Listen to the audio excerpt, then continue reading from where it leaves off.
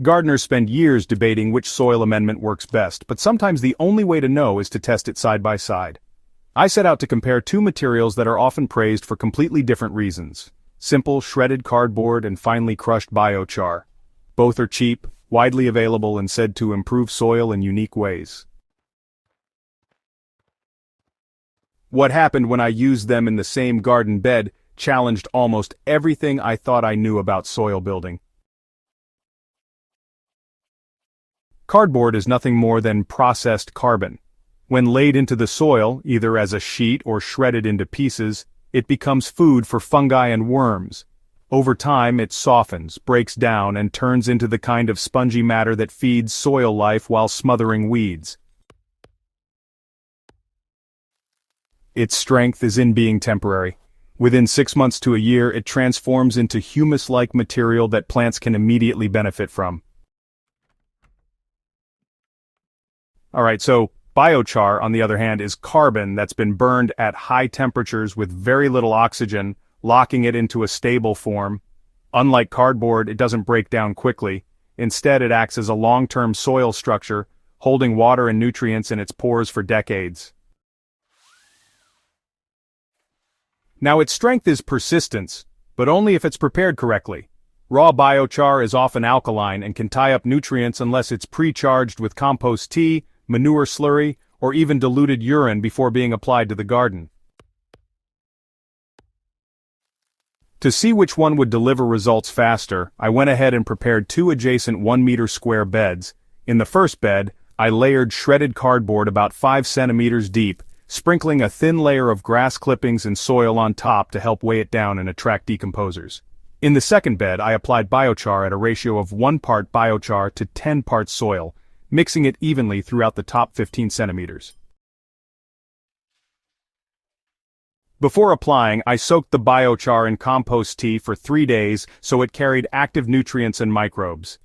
Both beds were planted with the same crop, a mix of lettuce and beans, chosen because one is a shallow feeder while the other fixes nitrogen. Within 2 weeks, the shredded cardboard began attracting worms. Pulling back a handful of soil revealed fungal threads weaving through the fibers, and moisture levels stayed higher compared to the bare control bed.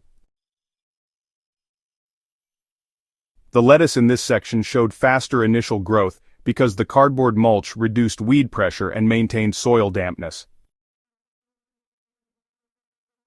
By the 6-week mark, the beans were flowering, and the soil underneath the cardboard had started to turn noticeably darker and looser. The rapid breakdown of cellulose and glue provided a flush of carbon-rich food for microbes, which in turn boosted short-term fertility. The biochar plot behaved differently. Growth was slower in the first 2 weeks, which confirmed that biochar alone doesn't provide nutrition. However, by the 4th week the plants caught up. The soil itself began to hold water much more effectively, especially after irrigation. By the end of the season, the beans in the biochar section produced slightly more pods per plant than the cardboard section, likely because the biochar had stabilized the soil's structure and supported more balanced nutrient cycling once it was colonized by microbes. Unlike the cardboard, the biochar remained in the soil, ready to keep working for future seasons. So, the biggest lesson from this trial is that cardboard feeds the soil quickly, while biochar prepares the soil for the long run. Cardboard operates like a meal for soil life. It gives a burst of energy, moisture retention, and organic matter, but eventually disappears.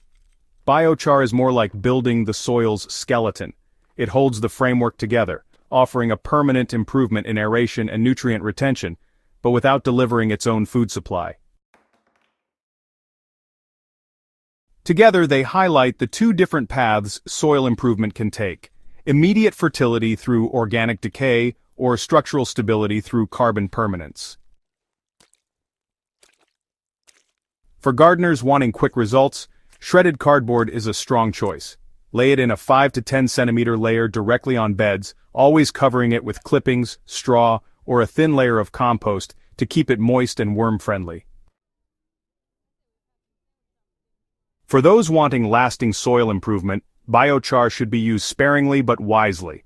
A ratio of 10% by volume is plenty for most beds. Always charge it first, whether by soaking it in compost tea, manure water, or liquid fertilizer for a few days. Mix it into the topsoil where plant roots can access its benefits. Over time, the biochar will continue to improve your soil season after season without needing to be replenished. You know, the most powerful option may actually be to combine the two, starting a bed with a base of biochar mixed right into the soil and then mulching the surface with shredded cardboard. Well, that gives you both short-term fertility and long-term stability. This approach really mimics a forest system, where fallen leaves break down year after year on top of stable soil carbon reserves. Honestly, this simple cardboard versus biochar trial showed me that soil building isn't about chasing a single perfect amendment. Cardboard teaches us that soil needs food to build humus quickly, while biochar proves that structure and permanence matter just as much. So, for gardeners who want results now, cardboard is pretty hard to beat. For those thinking seasons ahead, biochar is definitely worth the effort. And for anyone willing to use both, the soil can really transform into a fertile, balanced system that serves plants and microbes alike. If this breakdown gave you some new insights into soil care, go ahead and subscribe to Hydrohaven and share this guide with other gardeners. Together, we can keep testing, learning, and reviving soil the smart way.